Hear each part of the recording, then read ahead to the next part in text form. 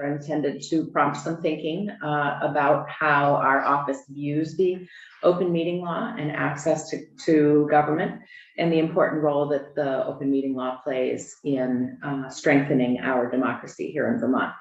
There's nothing more important to the health and the sustainability of democracy than the right of citizens to participate in and monitor and be aware of the decision-making of their own government.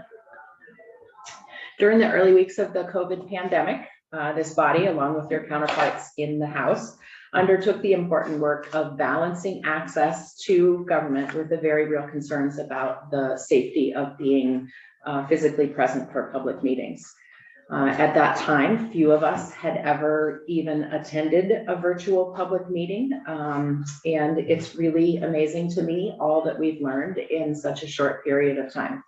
I think few of us could have conceived just a few years ago that anyone from anywhere could be following along on YouTube to the proceedings each day of this committee and every other body in this building.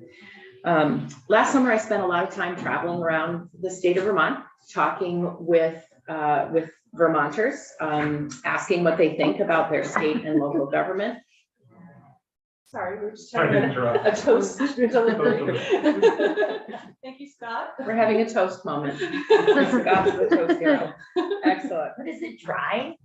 It does look like it might be dry, but I bet Allison has stuff to put on it. She has food stashed everywhere. That's fascinating. Yeah. Okay. Well, anyway, back to the meeting. A little toast diversion. That was fun. So in my travels around the state last summer, I spent a lot of time talking with Vermonters, and we talked about their observations and concerns with state government, with local government. We talked about town meeting. We talked about ballots. We talked about the high value that folks place on the traditions of government and civic participation in their own towns. And what struck me is that we have indeed opened up more of our local and state government to Vermonters in a way that we never knew was possible before the pandemic. In my travels, oftentimes parents would tell me how they would never be able to mobilize and leave the house at 6 o'clock at night to go to their town or city meeting, but they can Zoom in, put themselves on mute, make dinner for the kids, and keep track of what their local government is doing. And Vermont wouldn't be Vermont without our snowbirds, who we welcome back every spring. And what I heard from them last summer was, we love that we can not only stay on top of what's happening in our local government and in our state government when we may be somewhere else for a few months in the wintertime, but they can actually participate by serving on some of these boards that now have a remote meeting option. Which is, I think, just a really wonderful thing and important for the health of many of the small communities and the many committees that need to fill positions. And I checked in on your YouTube yesterday and saw that there were indeed 7 or 8 people who were following what you were doing as you were meeting. And so, this open access that we have learned during the pandemic is powerful. It's amazing, and I think it's really good for our democracy. But now that we find ourselves at the end, or maybe the endemic phase of COVID-19, I think it's really important that we take the best of what we've learned during the pandemic and measure it against this understanding that the foundation of good government is built on transparency and it's built on citizen participation.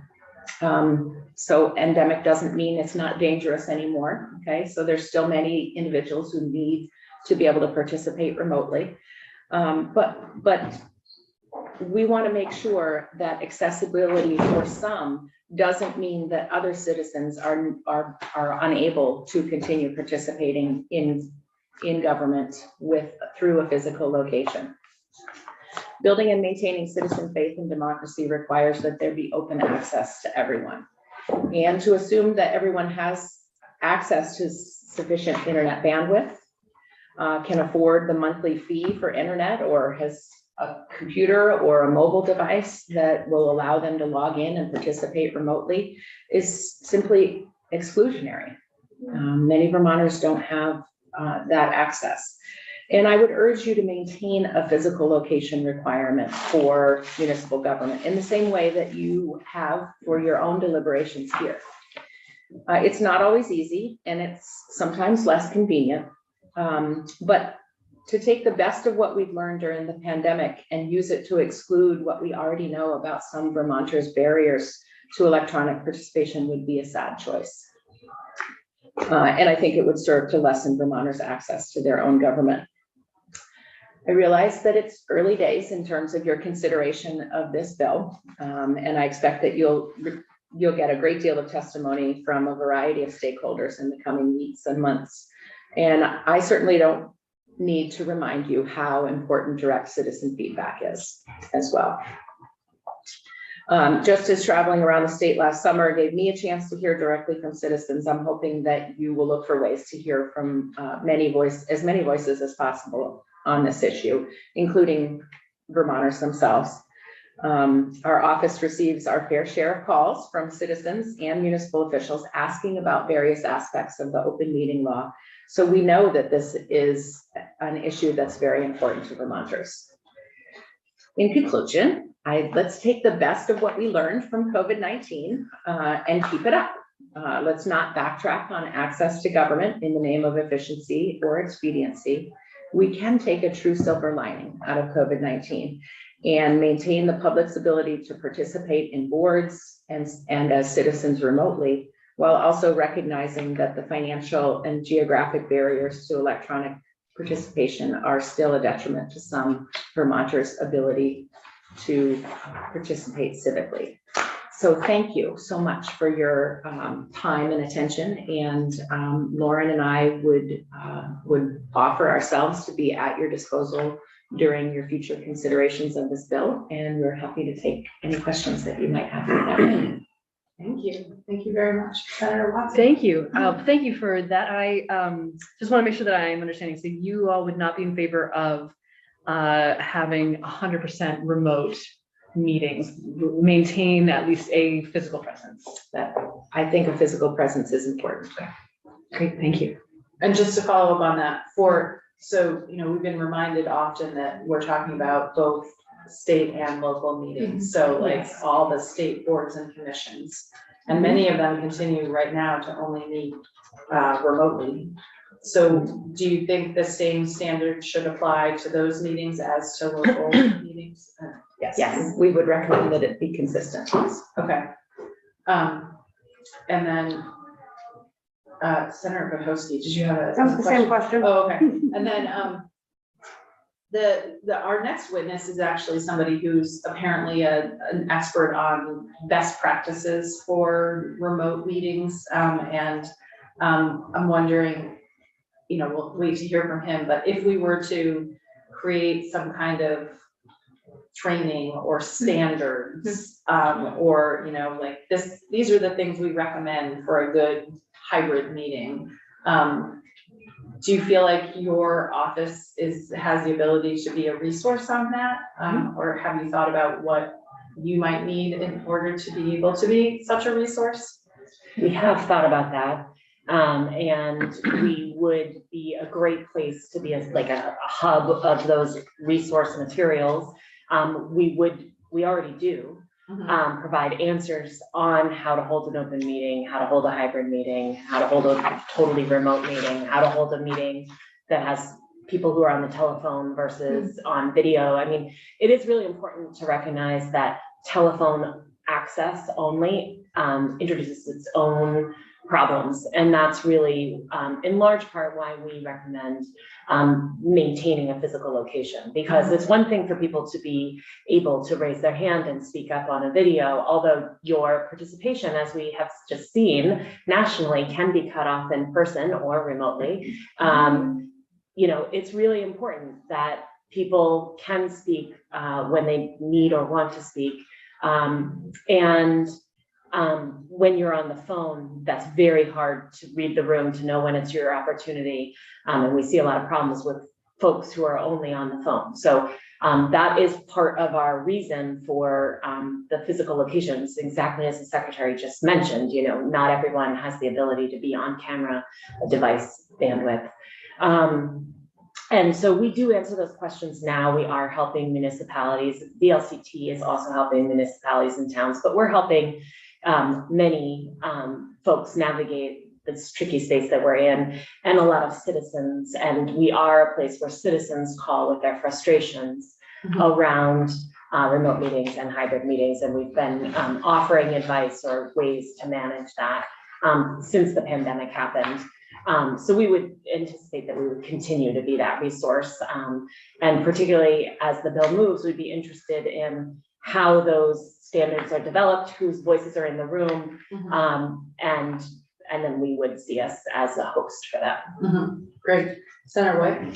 Thank you, Chair Hardy. So there are instances where you have a small, let's say the Garden Friends Committee, who are also subject to open meeting law. As an example, there's a snowstorm. They would still like to meet because they're supposed to meet, you know, every 2 months. And they don't want to reschedule again because that's a difficulty. That's inconvenient. What are the instances where you would say, hey, actually the participation fully remotely, there's an exception that would be appropriate for? I don't think we're ready to give this committee a recommendation on that. We have talked about it a little bit. The difference between an advisory committee versus a decision-making committee is a really interesting thing. And we want to hear more testimony around that issue because for us, certainly a physical location for, you know, a select board, a city council, like a school board, you know, that there's something different than the cemetery commission. But the cemetery commission does make important decisions. The planning commission does make important recommendations. So we're interested in hearing others' testimony around that issue. And we don't have a firm recommendation to you right now on that nuance, but certainly for decision-making bodies, we are strongly recommending a physical location. I think what I have seen happen is there are small groups, like low stakes conversations that are happening, and it would be very simple for them to meet, make quick plans to like do something like a small project, a community garden, let's say, but they don't because it is inconvenient to have a meeting or there's absences, and the remote option is one of the best ways for them to get everyone in the same place quickly to do a low stakes conversation. And what I worry about is since we're holding those groups to the same open meeting law standards, it makes me nervous because I've had volunteers who have said, I'm just not doing this because I can't, like the complication of this hybrid meeting situation is so frustrating that I don't even want to volunteer on this group anymore. So I worry that some of the, I mean, I generally think open meeting law, although a very important thing that we have in our state with its existence, I think because we do put it on these very small, low stakes committees in most of our towns, that we're impinging on volunteer ability when we make it even one step harder for them to try to meet and do things. And it's a tough balance, but that's where I'm seeing my thought process. Is there a way that we can carve out a way that, yeah, if you're doing a call with 4 people on a committee, someone being at the town hall or reserving the town hall off hours at 6 p.m. because the town clerk wants to go home at 4:30 because that's the day she goes home at 4:30. Okay, we can't do the meeting. I want to make sure that we are not impinging on those conversations, because what ultimately does happen is then they just have those conversations without any record of a meeting. Like they just meet or they just have a side conversation. I think that what you're touching on is something that we've talked about. And that's why, you know, we're not prepared to give that recommendation for those smaller meetings. But I think the guiding principle would still be, even if they were allowed to be fully remote, that there would be notice that the public would know that they were happening and have the ability to join by phone or totally remote. I mean, we want to make sure that group of people couldn't just decide on a Tuesday afternoon to meet on Tuesday night. Yeah. Because there still is an important place for the public to be there. And while those are volunteers and we don't want to impede them, we want to make sure there's access. But whether there needs to be the public's ability to attend in person to a committee that is not a decision-making committee, but an advice committee, I think is a place where there may be some flexibility. But again, we really want to, and I This just, is where engaging with Vermonters is Yeah. gonna be very important. Yeah. You know, you may find that there's a clear distinction in a lot of people's minds, but It's a great point. it's an important process. Yeah, and to that, and do you have suggestions for people who you think we should hear from? I mean, there are the obvious ones, so, and you're the most obvious one, but beyond that, who that we might not have thought of, would you recommend? Well, you know, there are groups and organizations who represent various entities within town government, within municipal government, at all levels. And the challenge is that there isn't one organization that represents the voice of the people. Could I? Yeah, that's a really good point. And, you know, and also at the state level, we're struggling a little bit. So for example, we just did a miscellaneous bill about the Public Utilities Commission, and buried in that bill was a provision that allows, not them, I think, but some, maybe them actually, to meet just remotely. And I saw it on the floor after, you know, Right. and I was like, wait a second, this is a major board of the state that we just buried in a miscellaneous bill, the ability to meet fully remotely. And so I think that is another question we need to be, and we don't have the capacity to have every single state board in here. Right. So how do we get at that, the standards for the hundreds of boards and commissions? well, I can tell you, we have 16 boards in our office. And we have had a physical location since we came back into the building. So once our staff came back into the building, we've had a physical location, and we have had people come to our board meetings. We have boards that really want to return to in-person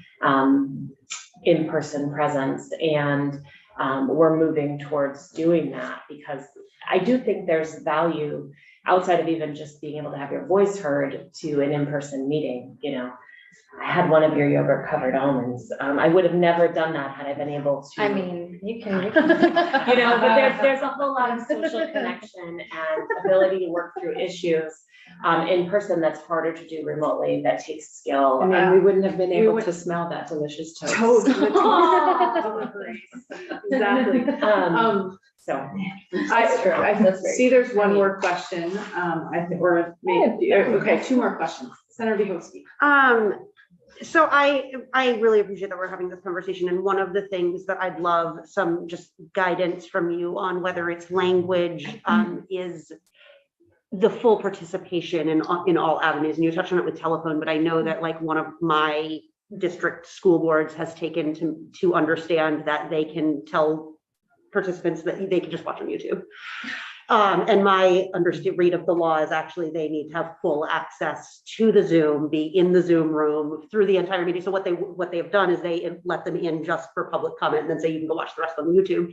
And that's not my read of the law, but I'm wondering if you have. So, I mean, I don't want to opine on a specific scenario, but that would never be acceptable if it was an in-person Right. session. And that's kind of, so I don't know if you've got thoughts on how we can craft language to potentially be more clear that that's not okay. I'll have that that's to- not full I'll have to participation. think about Okay. that, and we may have Okay. amended language, but I do it off the cuff. I know we do that in Hartford, and the reason we do that is because people will unmute themselves on Zoom, and then it's like, can you mute yourself? Can you stop talking? There's background noise. And then they end up spending like 15 minutes on someone who's not muted, who did a public comment, who's stuck in the Zoom. And it's like, just watch, you're getting the same information on YouTube, but you're unmuted and we Yeah, can't part of function. Well, the host is of the the- meeting should have the Yeah. ability to mute participants. Yes. Management of the meeting. Yes. Yeah. Having That takes chair a a few staff committees. I'm gonna person. bring you back to the House and our speaker's regular request for a mute all. Senator Watson. Thank you. So I just wanted to raise sort of the flip issue from what Senator White was bringing up, which is that, so you have the garden club and they're not particularly tech savvy. And so, do we mandate that all of the little, groups then have to, in addition to meeting in person, also do Zoom or remote access? And anyway, it's just, That's the reverse of Yeah. the question of in person. and- right. And anyway, I don't expect you to have an answer right now, but I'm just, it's becoming clear that the smaller, maybe we should be thinking about the legislative body of a municipality perhaps differently than some of the advisory groups, the groups that don't really have, power to make money decisions or whatever. What's the line there? I'm not sure. Could I ask that we hear from, because I know you have for suggestions of folks to testify. There are a lot of staff members who work in our municipalities who have to administrate the work of these small committees because of the burdens now technology wise. Like there has to be someone who can set up a TV screen and set up a laptop and make sure that they have a Zoom account, to your point, and make sure that Zoom account is properly connected to the right meeting and that it's got a calendar invite and all of that stuff. And we have that staff person in Hartford. His name is Matt Osborne, and he does that for multiple small committees. I'm wondering if we could get folks like that, or even him in particular, to come and speak to what is like the administrative work that has to go in. And I think we're going to see the disparity of that between towns like Hartford in my district who have 10,000 plus people in scale versus maybe towns like, I don't know, Newbury, where the level of sophistication with staff time is not there. Yes, that's absolutely a good point. And I wrote his name down. We will have him in as an example. Thank you. And if anybody is including especially you guys, if you have ideas for witnesses we should hear from. But at this point, actually, we're gonna have to move on to our next witness because he is on a time crunch and Awesome. he's joined us remotely. Mr. O'Dwyn, of course it was offered. There's also Hi. Albert Johnson here. Excuse me. Thank you for joining us today. And I know that you have until 2 to be with us. So sorry, we're running a little bit behind, but we still want to hear from you and give you the time you need. But we're going to introduce ourselves to you so you know who you're speaking with, and then turn it over to you, who we have been told you're an expert on best practices for remote or hybrid meetings, and we'd just love to hear your thoughts. As you may have heard a little bit of what we were just talking about, the struggle between access and in person and remote access. So I'm Senator Ruth Hardy. I'm the chair of the committee and I represent the Addison district. I'm Olivia Parker, committee assistant. Senator Tanya B. Hope, Vice Chair, and I represent Chittenden Central. Hey there, I'm Rebecca White, Windsor County District. Bob Norris, Franklin District. Ann Watson, Washington District. Allison Clarkson, Windsor County District, and it is great to see you, John, and thank you. And I apologize for being late to our Secretary of State and her fabulous deputy, but I was doing divestment in the other committee. So I apologize. Thank you. All right, John, if you want to just introduce yourself for the record and tell us what we should know. Oh, okay. Let's see if I can do all that in 22 minutes. Can you hear me okay? Yes. Yeah, okay, great. Hi, my name is John Odin. I'm calling you from slightly rainy San Francisco. So Very green outside your window. well, that's because it's raining, but yes. And I want to just quickly, I know Senator Hassan for a while now. I've been, just by way of introduction, who am I? I'm a computer guy. I've been working in physically distributed organizations now for 32 years. I've been running physically distributed teams for 17 years. I've been running workshops, coaching incubators, MBA programs, that kind of stuff for 10 years around distributed organizations. And that includes also helping with the 2017-2018 Vermont Remote Worker Law. That was one interaction. Also with the state of California telework policy in 2021. And I'll just add as a disclaimer, I am currently an employee, senior advisor at General Services Administration in the US federal government. So nothing I say here is policy of GSA or the US federal government. This is only speaking in my role as an industry expert outside of government. Just the ethics people said to make sure that I said that. So. And may I just point out his book, Distributed Teams, is in our committee room. We have it. We have it in our library in Senate Economic Development if people are interested in reading about how distributed teams work effectively. Okay.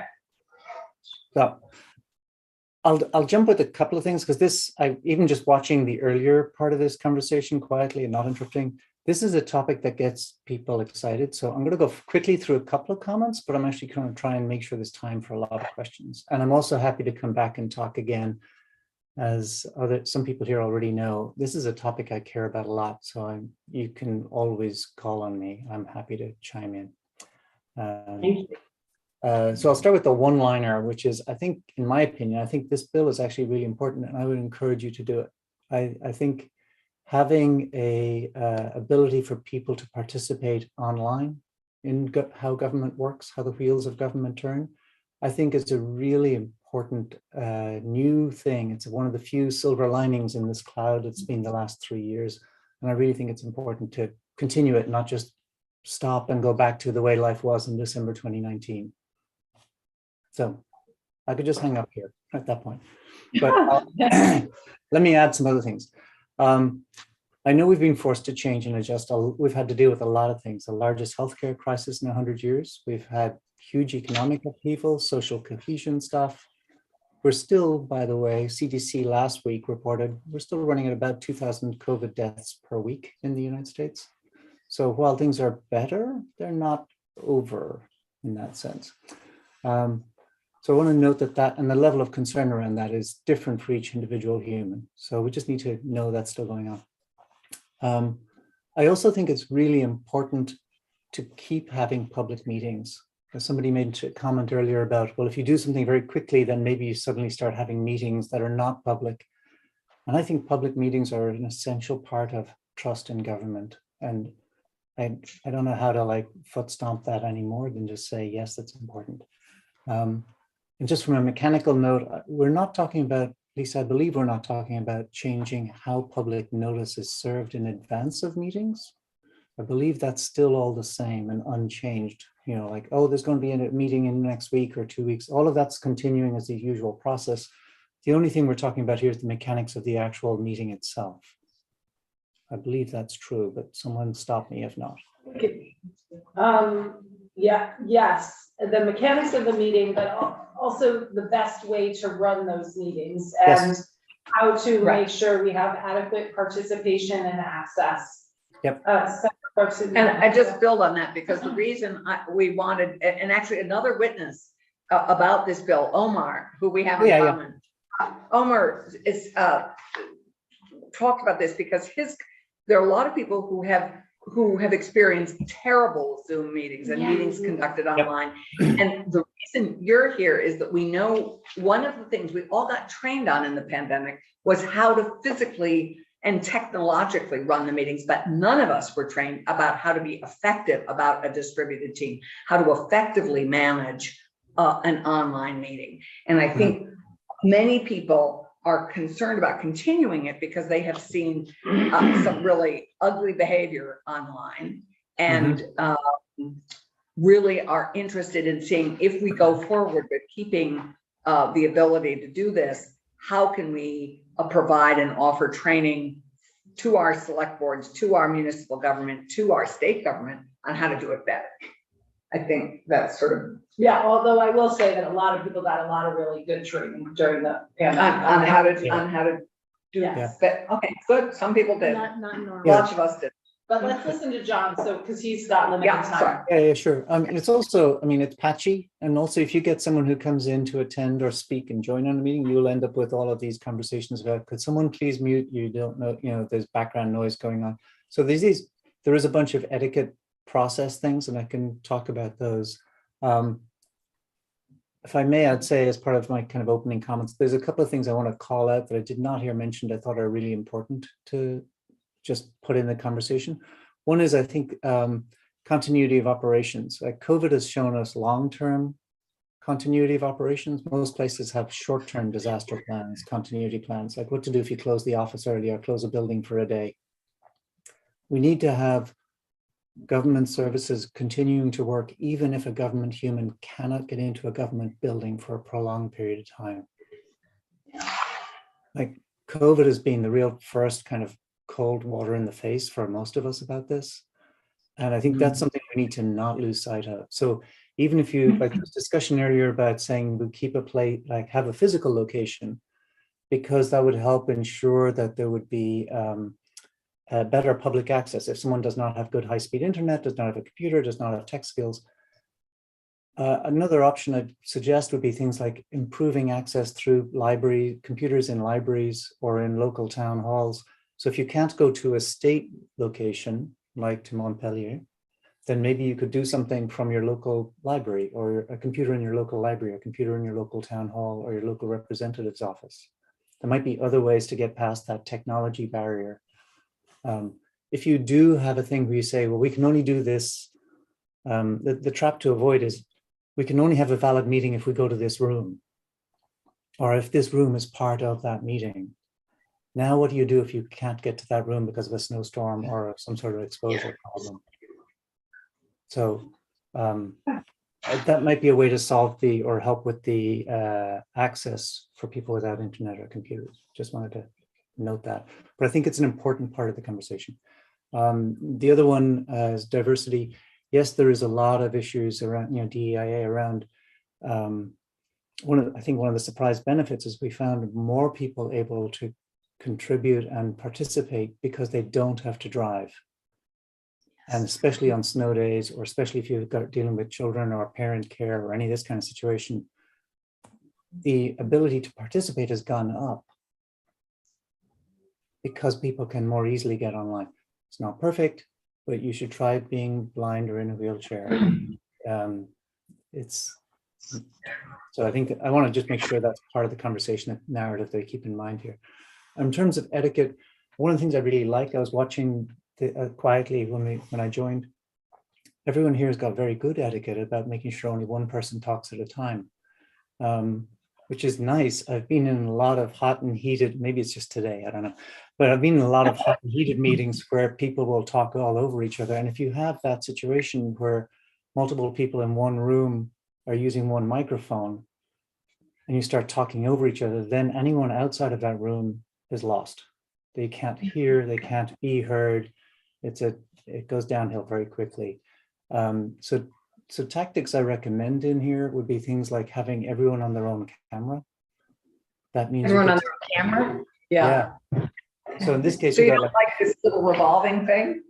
Well, yeah, I don't know if I should get into product names, but I happen to know a few products of the type we put in the middle and have a circular camera, and they work really well. They're far better than nothing, so I'm not in any way dissing them. But what does work really well is when you can actually see everyone on Head and Shoulders, especially when they're speaking. So then the other people who are looking in on the call can see is that grumpy eyebrows or friendly eyebrows or curious eyebrows. You get these facial recognition things that every human is really good at.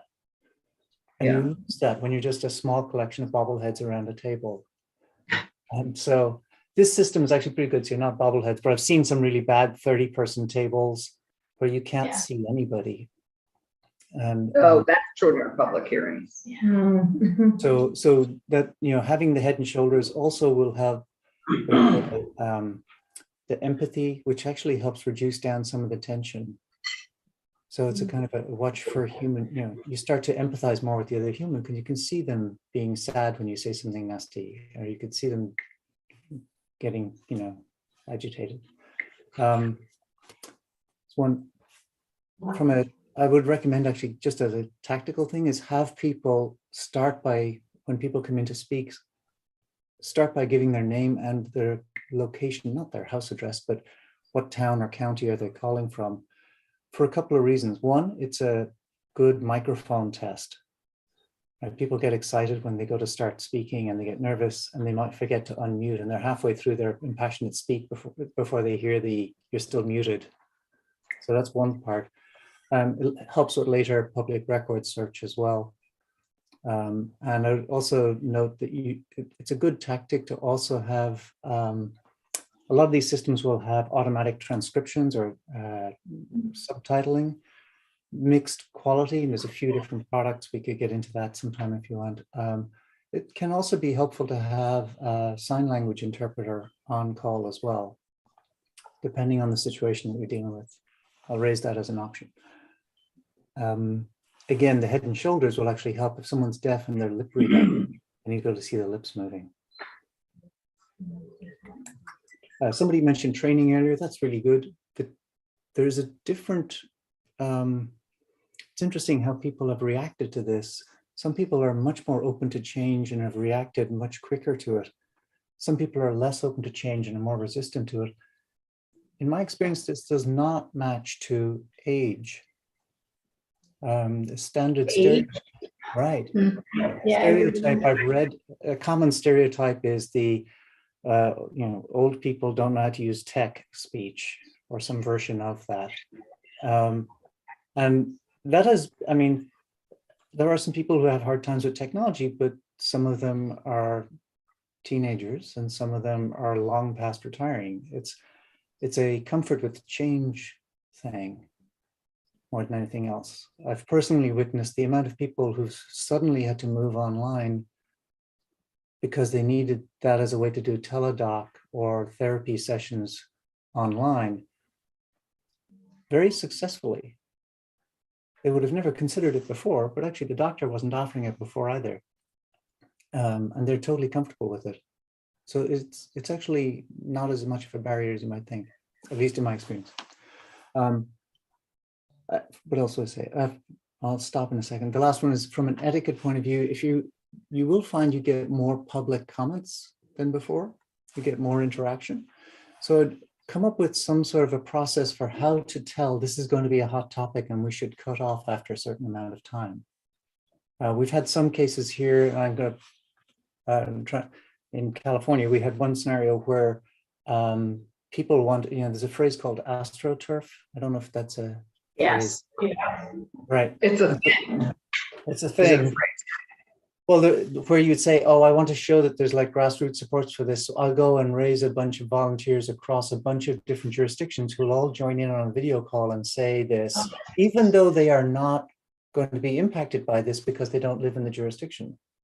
It's like grassroots is real, astroturfing is when you get like a bunch, it's like when we get a bunch of emails and it's like, where are these people from?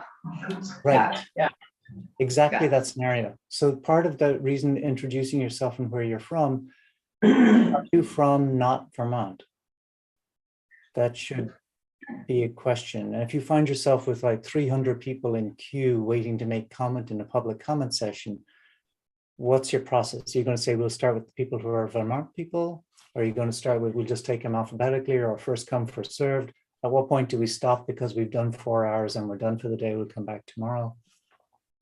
Well, working that out in advance is better than trying to do it live when everyone's already hot and bothered because they've been waiting for a couple of hours to speak.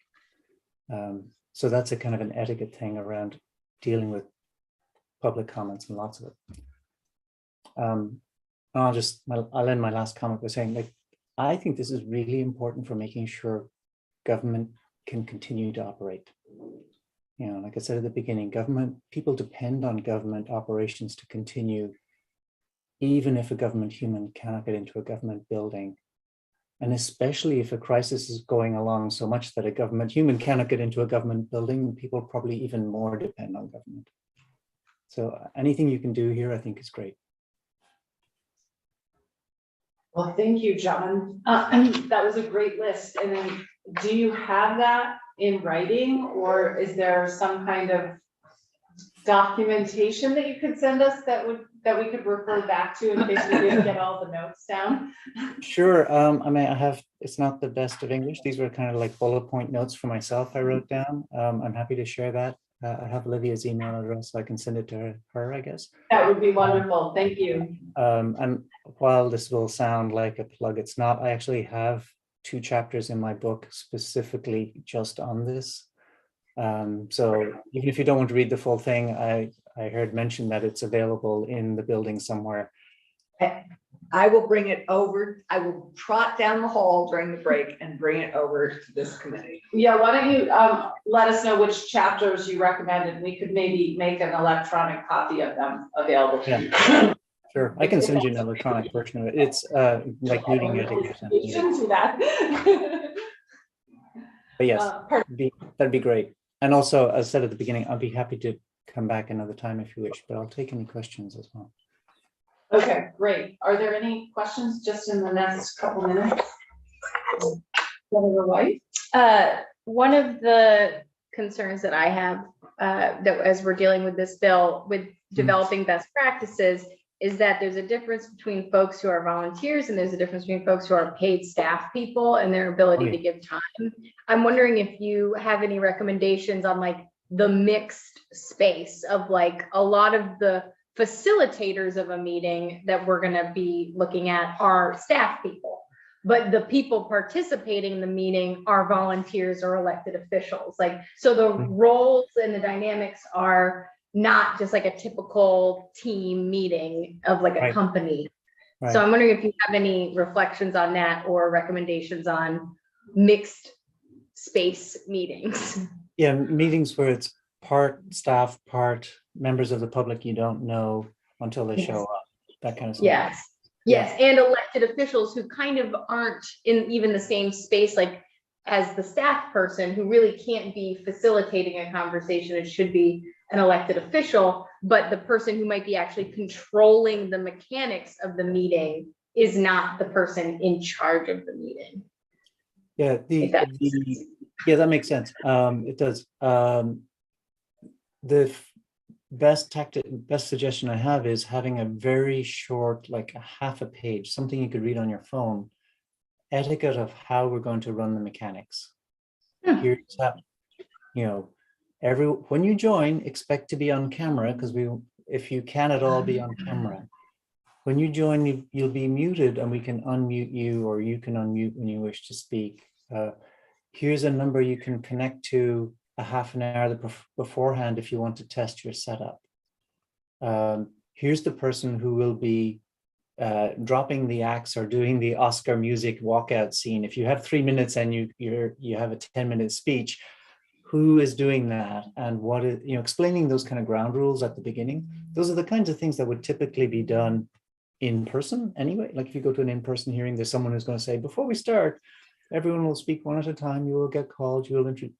Having that written out and visible online somewhere, like on a rules of engagement or an etiquette guidelines or a handbook for public speaking events. That's smart. That's good. And then having it be clear who's doing what role, because I think that's where we run into trouble is they're like, someone will say, I got kicked out of the meeting. And it's like, well, the chair isn't in control of the Zoom meeting. We don't know how it happened.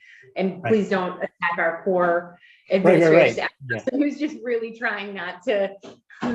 But and if I can add on to that, the other part of this, and you've probably seen examples of this online on video actually, is if roles are not clearly defined in advance, if someone starts misbehaving, or if you case, the phrase Zoom bombing is popular, even not on the Zoom technology product, but that kind of negative behavior online, you want to have a process clearly defined. If you start saying the following language, you will be removed from the meeting. But having that clearly pre-written out in advance is a helpful, I think it's really important to do. Thank you. Well, John, thank you so much for your time today. We actually have other witnesses waiting, so I don't want to keep them for too long, but we will certainly reach out to you as we continue this conversation. And if you're able to share those resources, that would be great. Yep, happily will do. And again, thank you, Senator. Thank you so much for your time today, and have a nice afternoon in San Francisco. I will. Enjoy, John. Thank you. Goodbye. You too. Bye. So the next witness, Lindsay Owen, I think is also on Zoom. Hi, good afternoon.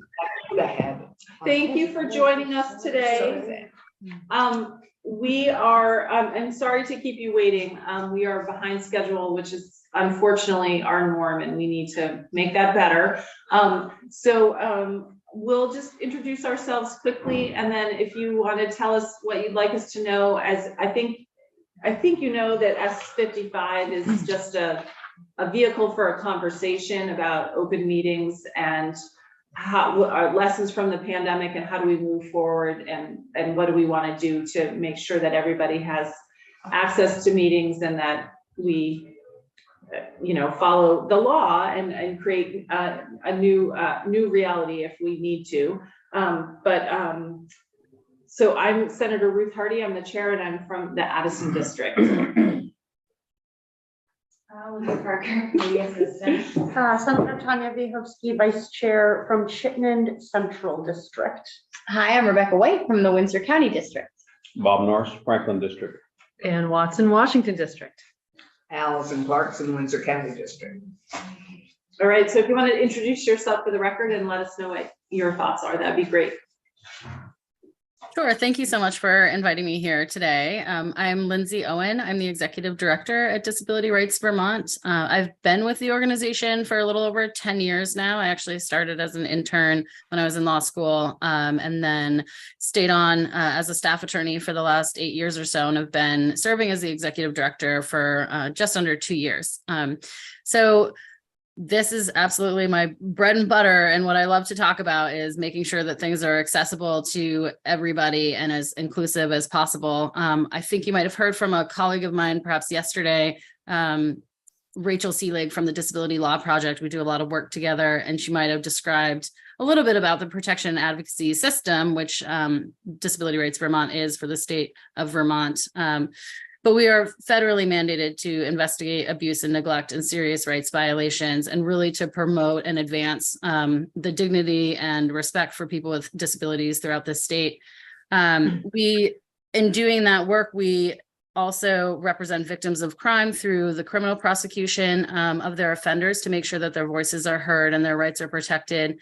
We administer the Vermont Communication Support Project so that individuals whose disability impacts their ability to communicate, that those folks can have equal access to judicial proceedings or administrative hearings.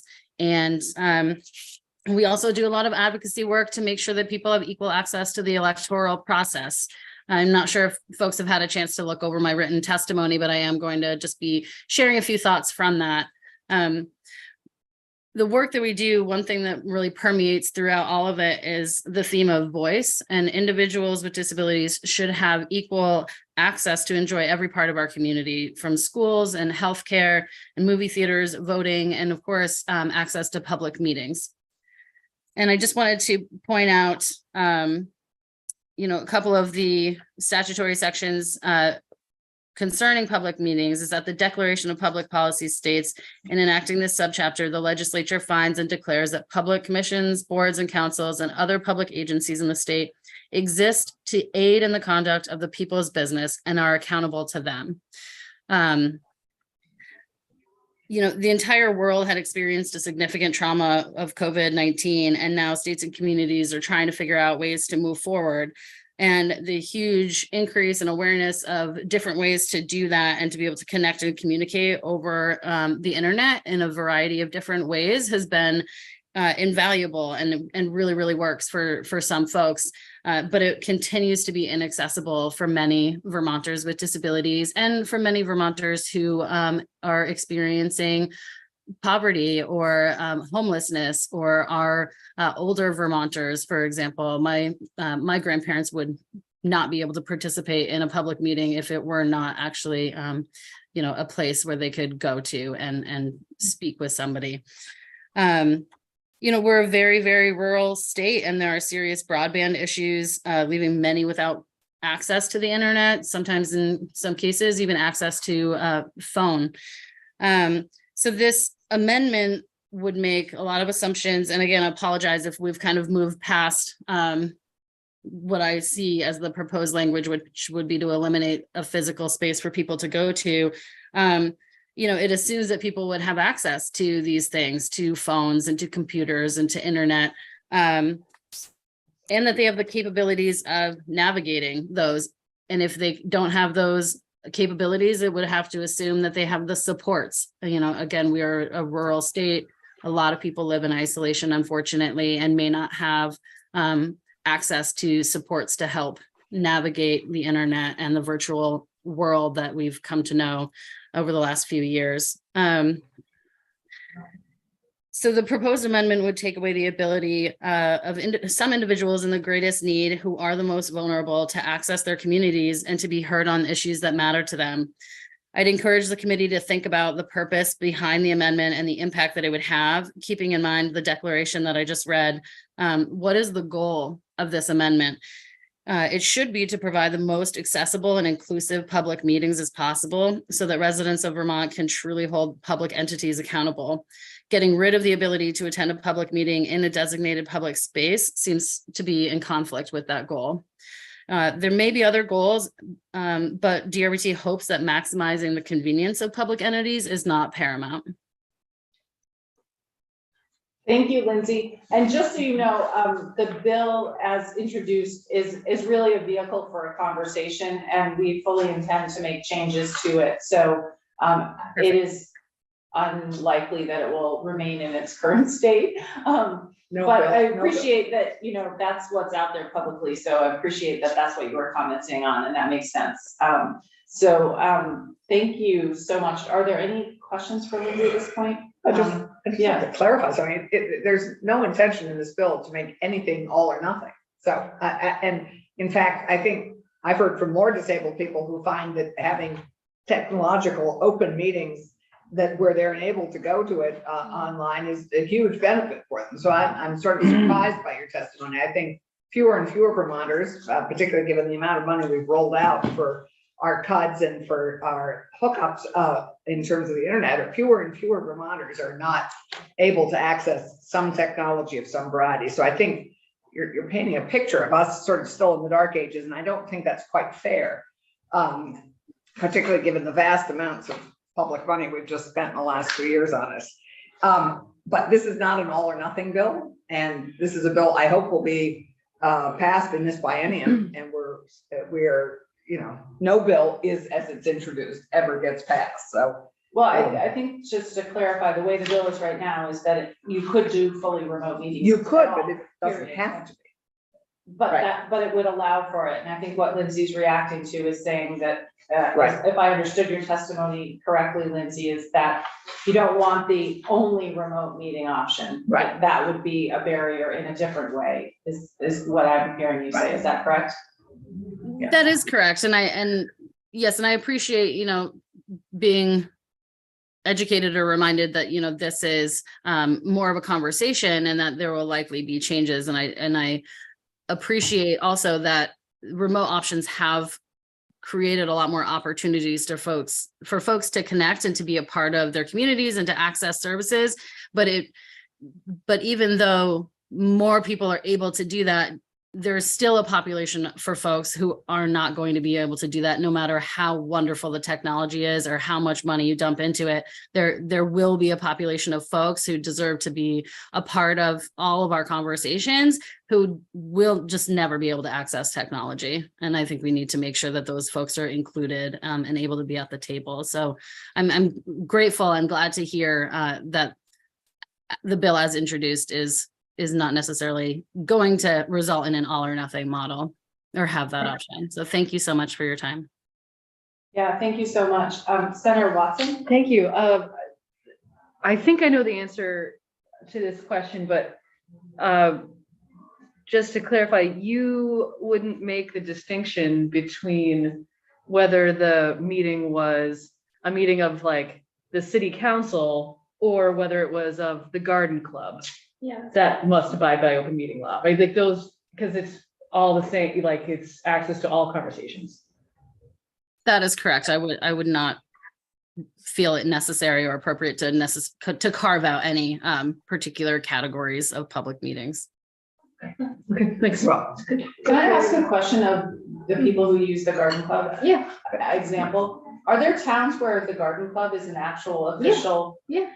Like Yeah. town board? Yeah, they're a committee. Yeah, they're a town there are committee. town committees, some Oh, of them yeah. are town. Yeah, so we have a Parks and Recreation Committee. We also have a Friends of the Garden Club Committee. We Are have they like, a town thing? Yes. There are lots of garden clubs that are like. Yes, not yes. Private citizens. this is groups, the town of Hartford. They Okay. do our public parks. And so, I mean, I can try to think of a different Hartford town. No, it's fine, if example. that's the example, it's a fine example. I was had the just- same question, I was like, like, does Hartford actually have like an official garden club? I think Yeah, like the the Friends of Hartford Parks and Like the Gardens. Middlebury Garden Club is a private, like, people. Well, like, we that have do it garden through- club. But anyway, this is not directly relevant, it's just an example that we keep using, so I just had to clarify. But I think Ann's question is a good one, which is the range of, there are Yeah. some very official. Right. Even though they're the Parks and the Conservation Commission and the Parks Commission, they're all pieces, but they may not have the same import Or in some ways as the responsibility. select board or the city Yes. council meeting or. Right. With the tree Sorry, board. I didn't mean to take us down. Maybe this a better little example would be rabbit the hole. tree board, because I I was know a just lot of curious. towns have a tree board, and I'm gonna use that moving forward, tree board. I like the garden commission Okay. better. Thank you, Lindsay, really appreciate it, don't want to waste more of your time by hearing us talk about garden clubs, but, Or the Sister Cities Committee. right. No, thank We you, have- thank you all so much. You're And I am welcome. an attorney, so if we do have questions around like the ADA and just places of public accommodation in general, like happy to talk about that too, because all of those things that we're describing need to be accessible to everybody, garden club, Right. tree club. But Right. yeah, whether it's thank online you so much. or It's in true, person. it's true. Yeah, Whatever thank you. point. We will definitely consult with you as we move the bill into having more language in it and want you to keep following along with us. So thank you very much. Our next witness is Kate LaRose. Hi, Kate, how are you? I'm well. Thanks so much. How are you? Yeah, we're good. Friday afternoon and it's sunny. So we're gonna just introduce ourselves really quickly, did you hear the introductions before or not? I heard the introductions before, so I'm good to go there. And Olivia, Okay. am I able to get screen share access?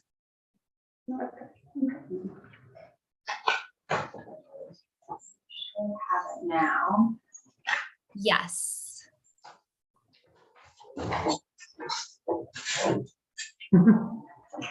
You might need it. Okay. Is that working for folks? Yes. Change it. Okay. Well, good afternoon. My name is Kate LaRose, and I serve as the statewide pandemic equity coordinator with the Vermont Center for Independent Living. At VCIL, we are people with disabilities working together for dignity, independence, and civil rights. My work includes assessing and responding to the current pandemic-related issues Vermonters with disabilities are experiencing, including for COVID long haulers, developing resources in community, and supporting people in advocating for equal access to education, healthcare, and civic life. I am here today as both a VCIL employee and as a Vermonter. In 2018, my life was brimming with civic engagement. I attended city council and school board meetings, was appointed to multiple statewide councils, drove to the state house to testify at public hearings, and even ran for a house seat that I lost by a couple dozen votes. I had ample opportunity to be an engaged community member. Shortly thereafter, I experienced a traumatic brain injury and became disabled. Of all the things that changed for me during that time, one of the most challenging was losing the ability to be part of the community. Lack of accessible participation options meant that I was suddenly and completely shut out of civic engagement. This is the reality for many people with disabilities. I am hopeful that S55 will change that. And to look forward, we need to look back. Let's go back 3 decades and start with 1991. In 1991, Title II of the Americans with Disabilities Act was issued. Under Title II, people with disabilities must have equal opportunity to participate in and benefit from state and local government programs, services, and activities, including meetings and elections. In 2017, the U.S. Government Accountability Office sampled 178 polling locations to determine accessibility and released a report sharing their findings. Their focus was on impediments to physical accessibility at the time. They found that 60% of polling locations were inaccessible. In 2018, the Vermont Secretary of State's office launched the use of the Omniballot, a tablet and online-based system compatible with accessibility devices to ensure that some people with disabilities can vote independently. And in 2020, the COVID public health emergency began. H681 was signed into law. Section 1 reads, "It is the intent of the General Assembly that if the COVID-19 pandemic continues its expected spread in the state of Vermont, the citizens of Vermont should be able to protect their health, safety, and welfare while also continuing to exercise their right to participate in elections in order to maintain our democratic institutions."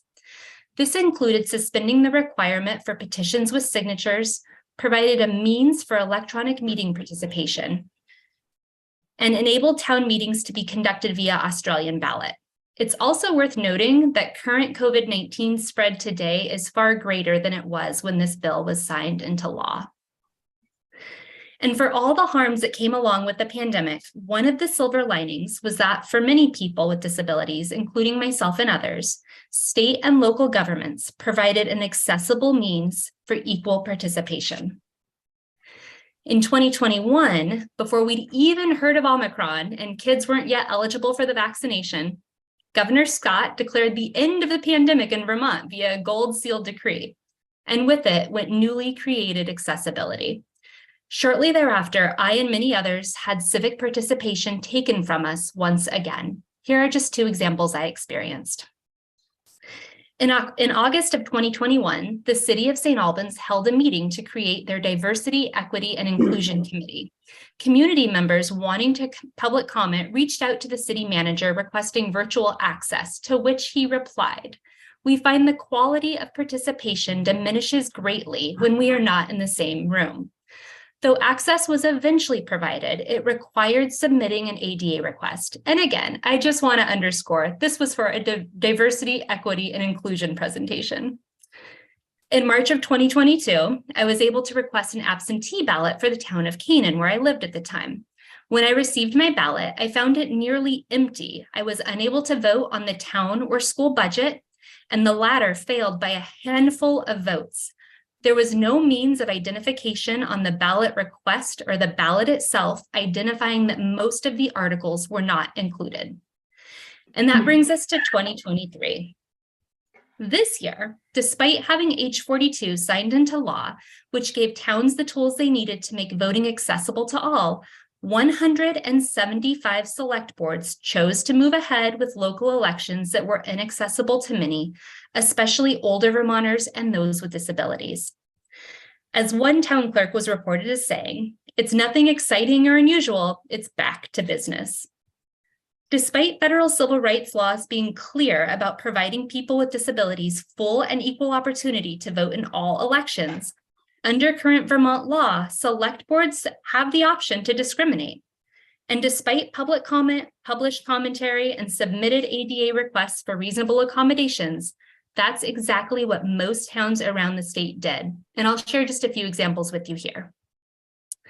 In Brattleboro, appeals for town meeting accessibility resulted in a 3-2 vote for no remote option. And this is a commentary that was submitted by Sarah Turbo in the Brattleboro Reformer. And I want to read her quote here because it's important.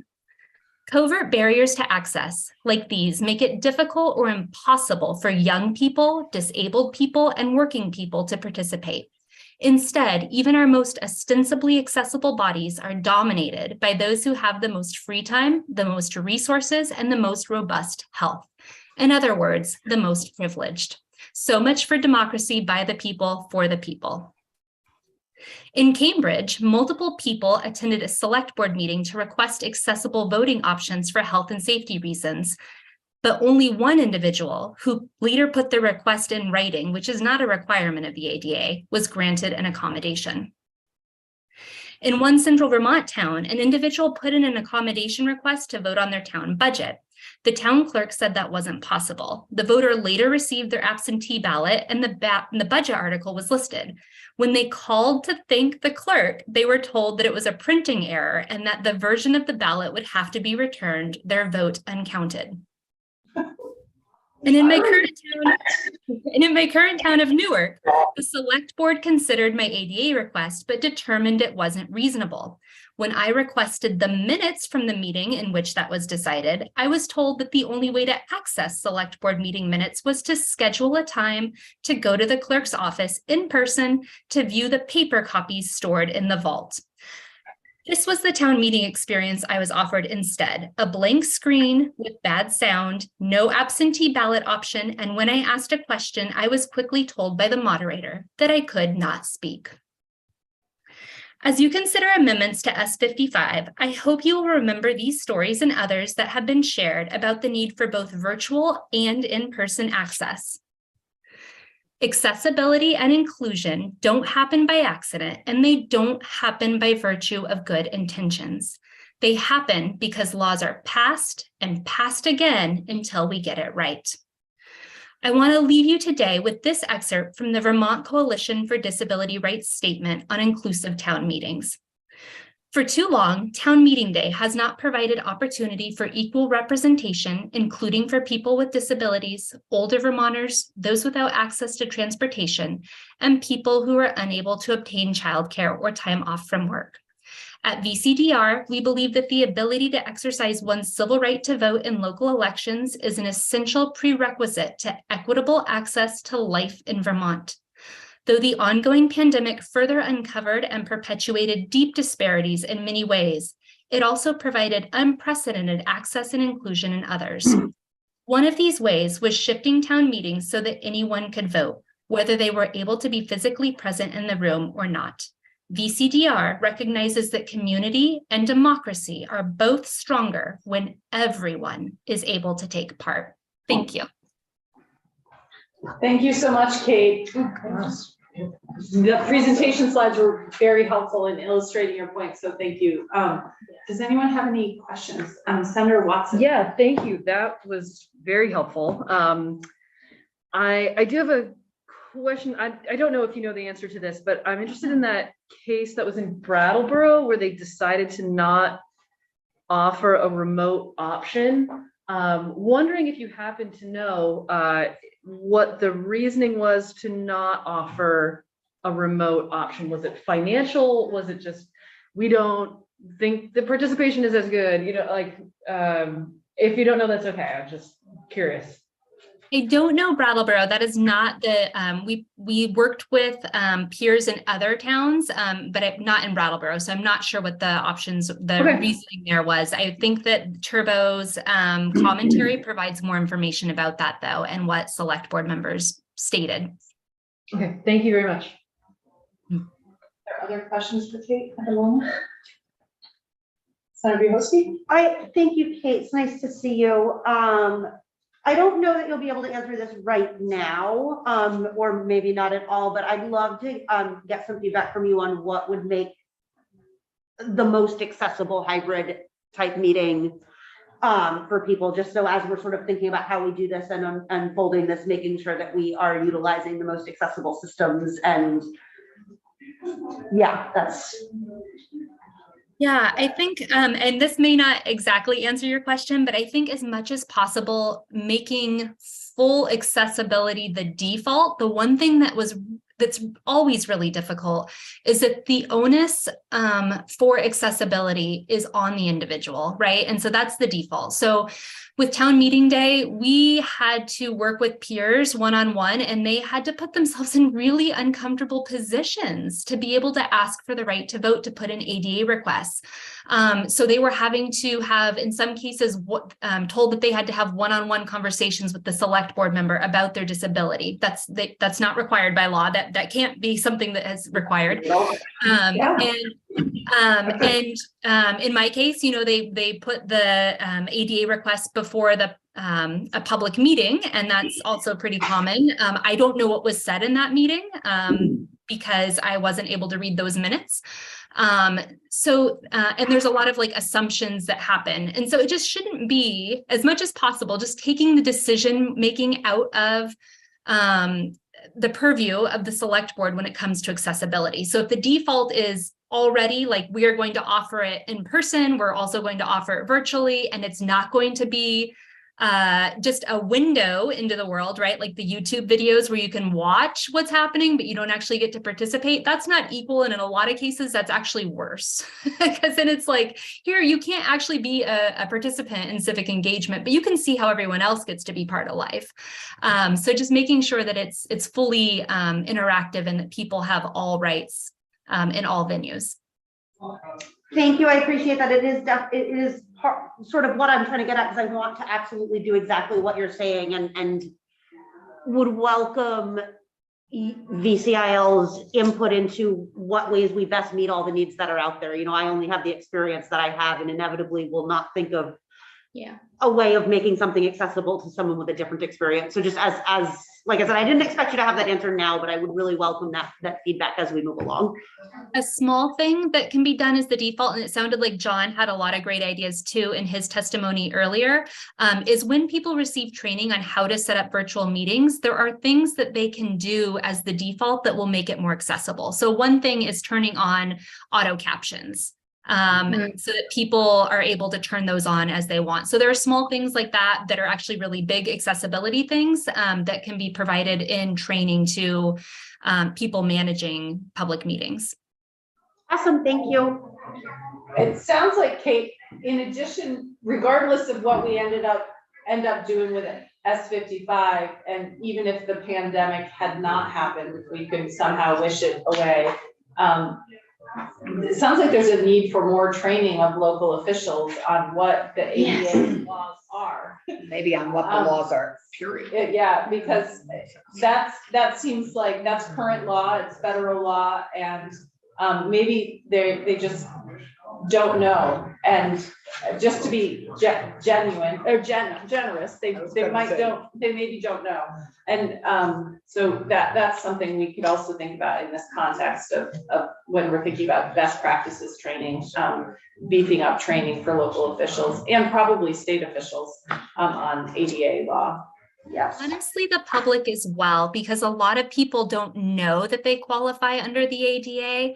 That's actually very common. And people are, when they do find out they qualify under the ADA, they don't realize it's a federal civil right. This isn't something that they're asking for a special request that they're hoping gets granted, right? These are their rights. And so a lot of people don't even feel empowered enough to know that those are their rights to claim. And so if there was public communication or education about this for town officials, I think it would also be just as beneficial to have that for the general public at large too. Yeah, that's a good point. Well, Kate, thank you so much for your time today. It's nice to hear from you, and we're going to continue this conversation. So there'll be more opportunities to weigh in as we change the language in the bill. So thanks for your time and have a great weekend. Thank you. Bye. Bye. Governor Douglas. You are our last witness of the week, and we would love for you to come join us at the table. Join us in this. I have about 3 hours of remarks. And about 3 hours of driving. Exactly. Well, I was going to zoom in, but then I thought the topic is remote meetings, so I ought to show up. Yeah, there has been some irony in some of our witnesses, given what we had some witnesses who were advocating for in-person meetings, but they did so remotely. Anyway, I will be consistent. so we're gonna introduce ourselves to you, because I know you don't know all of us. And then I was gonna preface your remarks by telling them about our email conversation. But so you know who you're talking to. You know me. I'm your senator. Yes, from. what have you done for me lately? I do a lot. She has done so much for you, James Douglas. You will be astonished. And I will fill you in after. Yes, You ma'am. are not already. All right, we're gonna go to Olivia. Okay. Yeah, good to see you. Tanya Vihovsky, Chittenden Central. Rebecca White, Windsor County District. Ma'am. Good man. Bob Norris, Franklin District. Sure. Hello, Ann Watson, Washington District. You don't have a 3 hour drive. Yes, yeah. Allison Clarkson, Madam Windsor Leader. County District. Nice to see you. Well, I invited the governor, the former governor here, because was the town moderator in Middlebury for like forever, since the dark ages, Only 33 years. 33 years. And, Are you no no, he is no longer the Oh. town moderator, but he did for a very long time. And so served in that role and is a strong supporter and believer in town meetings in Vermont. And also served at pretty much every top statewide, except for lieutenant governor, right? Or auditor. There were a couple you didn't do. Only half of them. So I thought you would have a really great perspective on both state and local open meetings and wanted to hear from you. So if you want to, for the record, tell everybody who you are and then tell us what you'd like us to know. Well, Jim Douglas from Middlebury. I'm still school district moderator, by the way. and Oh, that's right. Also technical center moderator, separate municipal entity down our way too. Oh, Yeah, I didn't know that. career center, yeah. Oh, career Yeah, center. sorry, Oh, okay, yeah. We had relatively uneventful meetings this year. Well, I guess at the risk of, let's see, most of the sponsors are here, so, but one of the good things about being out of office is I can say whatever the heck I want. I'm not enthusiastic about S55. I don't think it's inconsistent with anything you heard on the screen to still have a spot where someone from the public may go.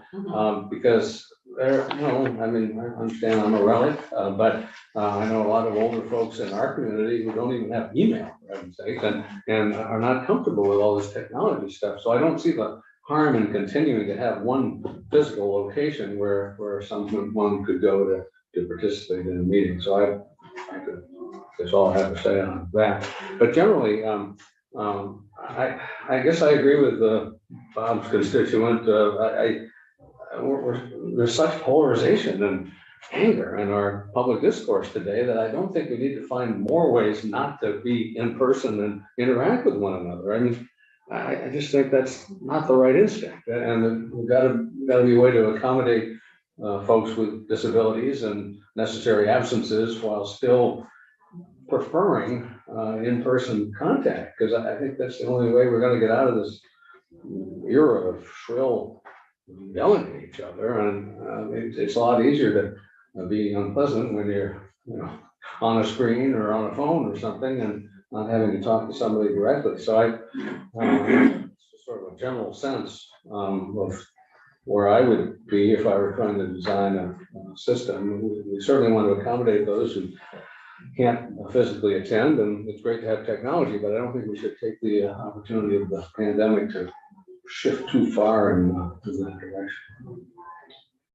So one of the things that we've heard is the ability to, the hybrid option, to be able to do both. So there would be an in-person meeting and hybrid access to that meeting. Is that something that you feel is feasible? Well, yeah, I guess we should distinguish between meetings of public bodies and a town meeting, right? And in the former case, I was chatting this morning actually with a former Middlebury selectman who travels a lot in his job all over the country, and I said, if I didn't have the opportunity to zoom in now and then, I probably couldn't have served.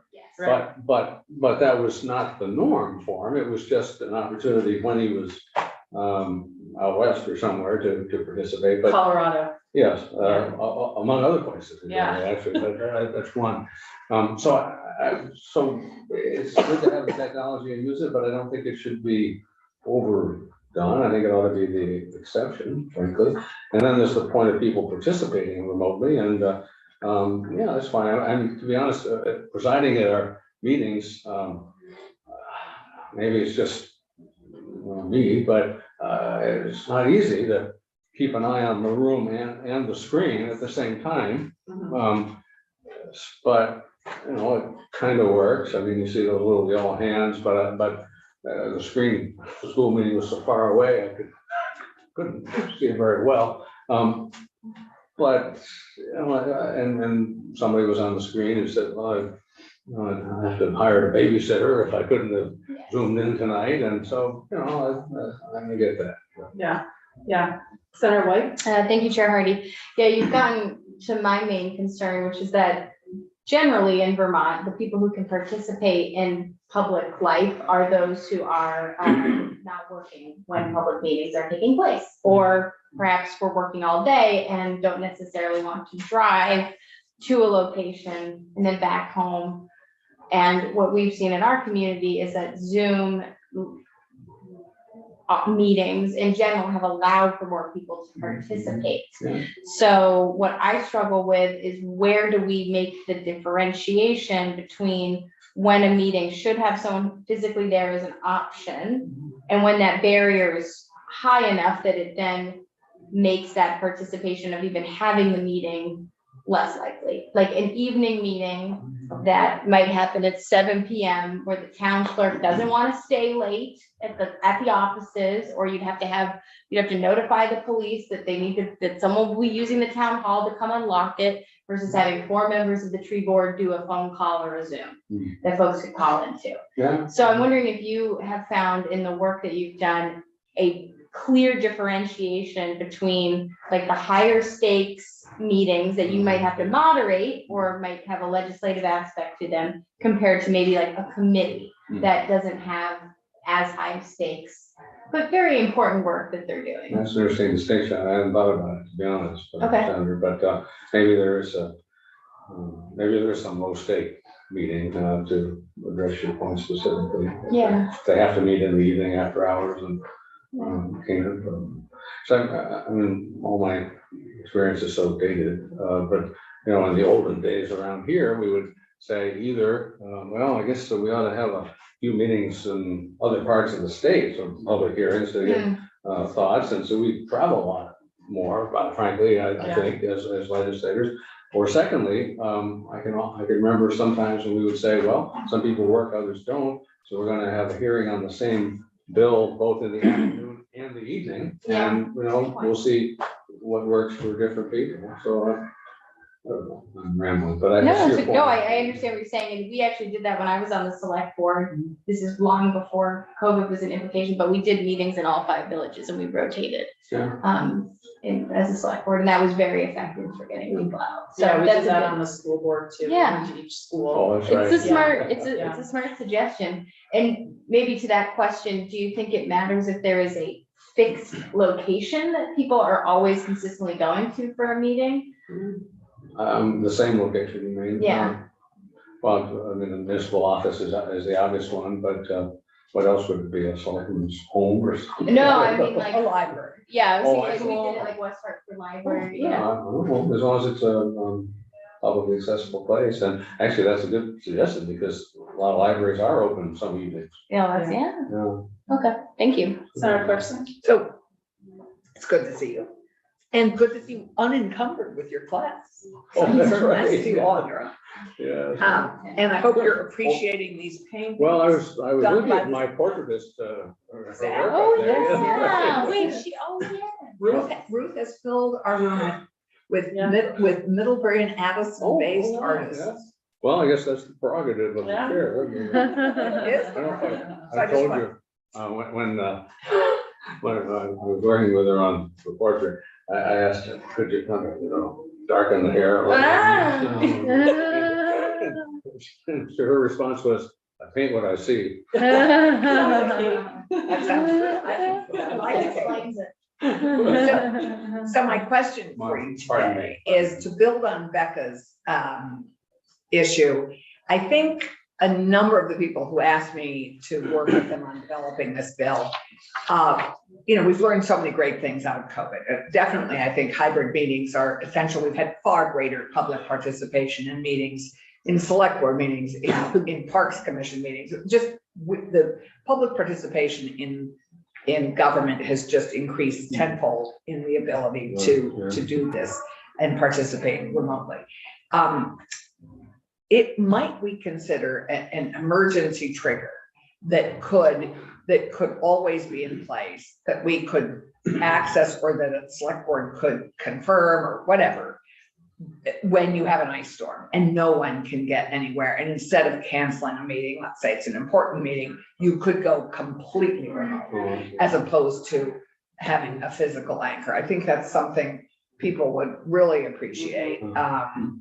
And might be a wise thing for us. I mean, we had emergency triggers before, and maybe we could consider with the appropriate guardrails, an emergency trigger for this kind of thing. Yeah, and even, yeah, that's. And even not an exactly. emergency trigger, but I don't know, anyway, I was I thinking think the we same could. thing. I was also. So great minds thinking alike. We must serve on the same. What do you committee. think, Bob? I wasn't thinking anything about that. He's got a great truck, he can drive anywhere anytime. Well, He does have a great That's the truck. other one. I mean, it's Vermont, so I mean, I wouldn't want to use the standard, frankly, that superintendents use to close school, which is if it's a half inch of snow, we shut it down. So I mean, I think it really would need to be a pretty serious situation. But this could also, speaking of schools, it could also, if we enable this, and schools may be considering this, but why do we have to cancel the school day anymore? Right. If there's a snow day, we can have school A at home, remote we day, can yeah. operate remotely. You clearly don't have kids at home Yeah. anymore. Or have been a teacher of remote classes. Or that, yeah. Just do your lesson on. Well, On I the other hand, it is a total wasted day. I mean, not by the kids' point of view. think they're doing more of that, frankly. I mean, We Um, have I know the district I was in had a, We had conversations about it, but there are complications for that. And we have a teacher sitting here right now who has a 1-year-old who would have major complications if she had to suddenly teach physics at home while she's taking care of this 1-year-old.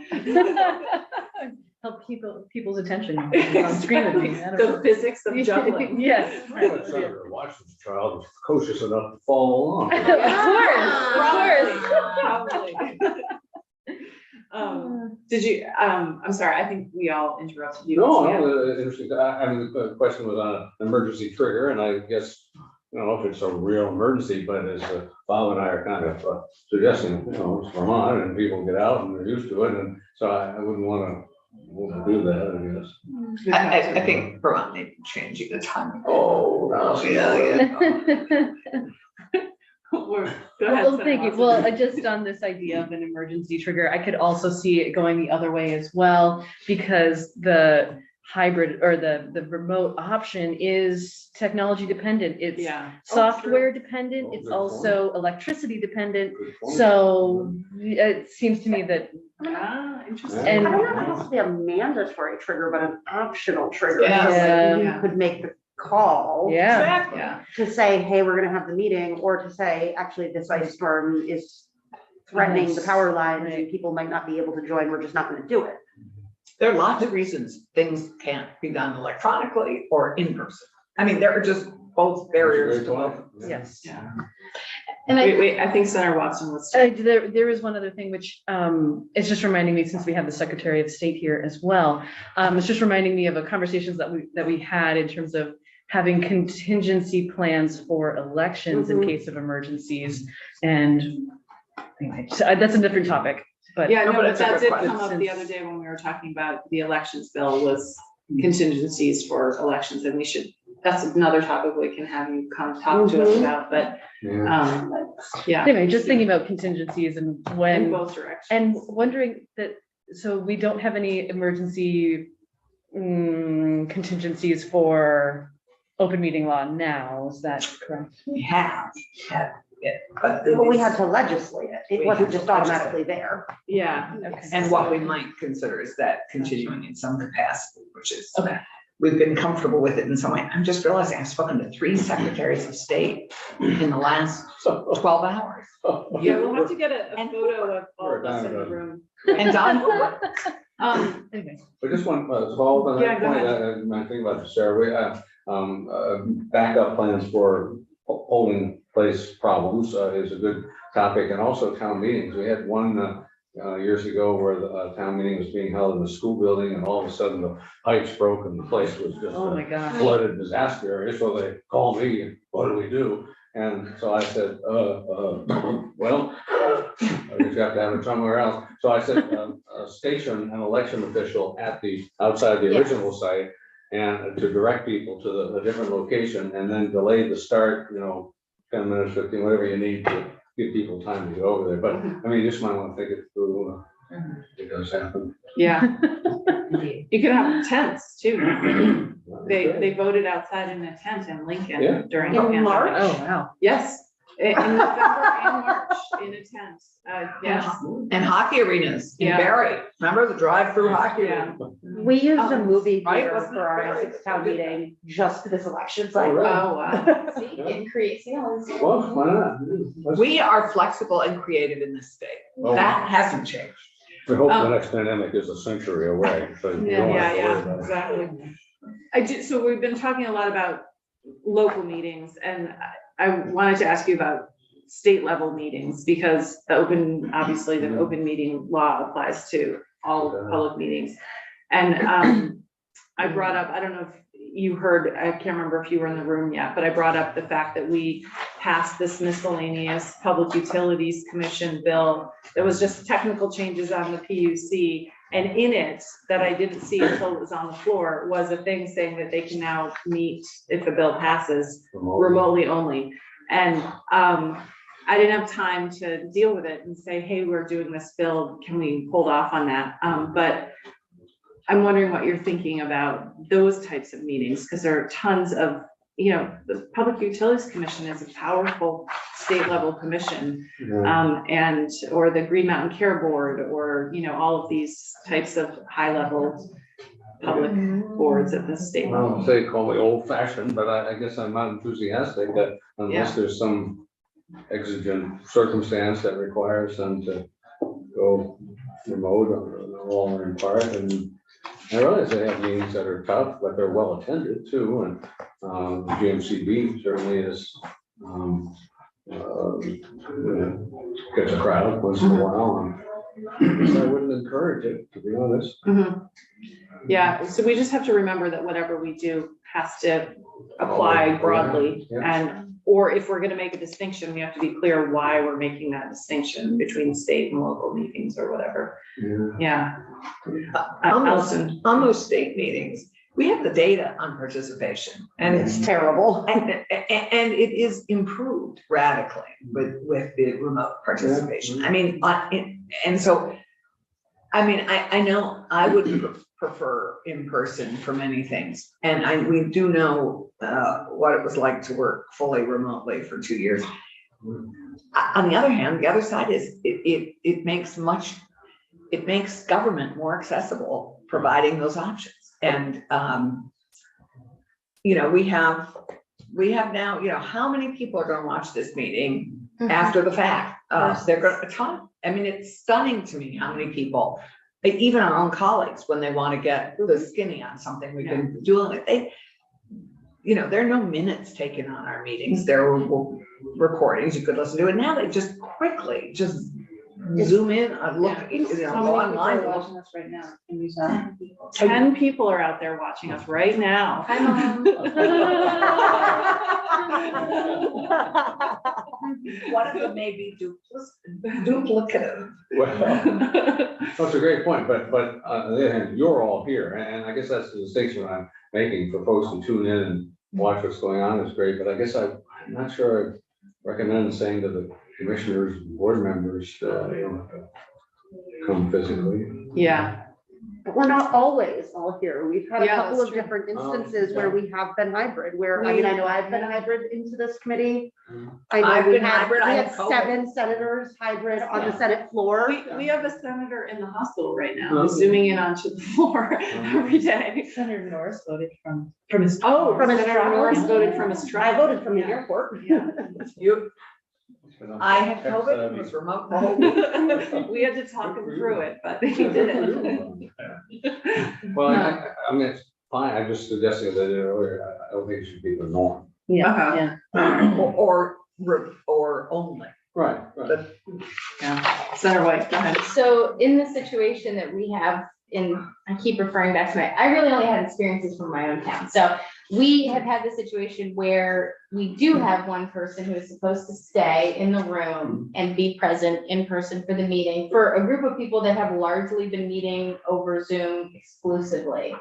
And they basically try to pass the baton to like draw the small stick of who has to go in and sit with their own laptop in the room, or have a staff person for an empty room. Like, that's the experience on the ground that our people are having. Everyone is on Zoom, no one is showing up in person except the one person who has to be there with the laptop I see. looking at everyone else on Zoom. And They're all in their pajamas. yeah, and so, Dressed. so what has happened is that person is either having to be a paid staff person, because that's who's in the building, who's available, and who can figure out the technology and how to do it, or it's like the lowest person on the Newest member of the board. right? Exactly. Right. So I'm wondering how you would think about that scenario where when we do require a physical person to be there, someone has to do it, Yeah. and that takes time. And the value when then no one shows up feels kind of like a waste, I see. in my view. And that's what you were talking earlier about, Yeah.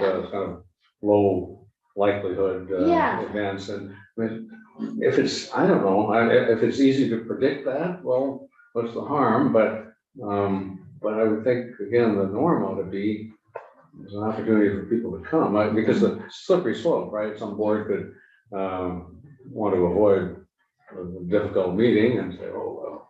Yeah, we'll do this one. Yeah, so, the tree committee, although that might be interesting sometimes too. I They don't get, know. hey, the Emerald Ash Borough has been Oh, hot topic. It is. But I think that that's my main concern is we are keeping our building open Mhm. where we're running electricity, we're Burning having fossil someone, fuel. we're burning fossil fuels, have someone sit there Mhm. when, I see your point. what is the benefit to the public when everyone is participating online? I understand that you can't predict it in that way. So trying to make a situation where a town can try to feel that out and make a decision for themselves feels better to me than us having a broad policy that requires everyone to do it. Because I do think that there are scenarios where we're just asking someone to do an extra thing. And most of the people who have been able to now participate because of the remote way we do it are people who previously were not able to because of the burden of having to go in person.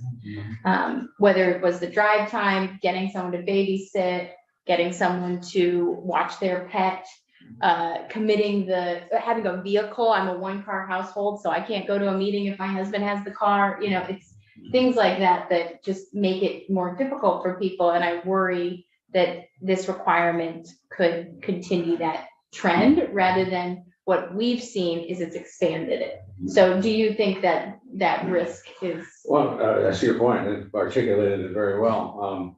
I'm worried about the slippery slope and the folks who would use it as an opportunity to say, oh. Have you seen scenarios during COVID where folks have tried to make a pitch for like behind the scenes Zoom meetings? I have paid attention, but Okay. I'm kind of out of it. Okay, I was thinking just with like the I moderator mean, piece. so to speak. You said we didn't. I think Senator Biehoski, or no, she's texting. Senator Clarkson. So, I've listened to all the scenarios of all the people who can't get there and From here. the dark ages still in Vermont, which I don't buy anymore, sadly, given how much money we've invested in all this and everybody has a phone of some variety. I just am so frustrated by how few people actually do come to these meetings. So it's hard to support, even though I absolutely believe in person interaction. It's also kind of hard to support when people don't show up. Yeah. And so we're bending over backwards to make it possible for people to show up who never do show up. So, I mean, it's great. I mean, I'm all for it, but I also feel like we're making exceptions for people who are not even bothering to engage. So just said it. I don't say much more on that. I see that point. Sorry. Well, no, that's fine. There's obviously a lot more to discuss and just, thank you for being here with us. And I also just wanted to note that another former Secretary of State, Jim Condos, submitted written testimony, and I don't know if that has been posted yet. So, it's clearly Secretaries of State, they have a lot of opinions about open. Secretary Markowitz, and you'll have a. Yeah, That's that's a good point. I'll invite you to. And decide whether we're all in. Yes. agreement. But will you meet in hybrid Yeah, right. mode or Yeah, who in gets to go in person? or person? Zoom? You know, Governor Douglas said it, he prefers in person, and Yeah. then he's got the furthest. So you- to travel. Where some of our predecessors are. Yes. One's out of state. Yeah, Mark, I think, and one comes out of state. anyway. Deb is out of state now. Well, I was thinking of my predecessors. Oh, yeah. So everybody should take a look at his testimony too, which I think is fairly consistent with what we've heard today of, and we'll also hear from the Press Association. I think they're some of the 10 people who are watching us today, because they emailed me this morning saying they were gonna watch us. So we will have you in, and hopefully you'll come in person this time. I have to doubt They it. all That's actually who I was texting. Oh, really? They all participated remotely. They did, they participated remotely. But so thank you so much, Governor. Thank you.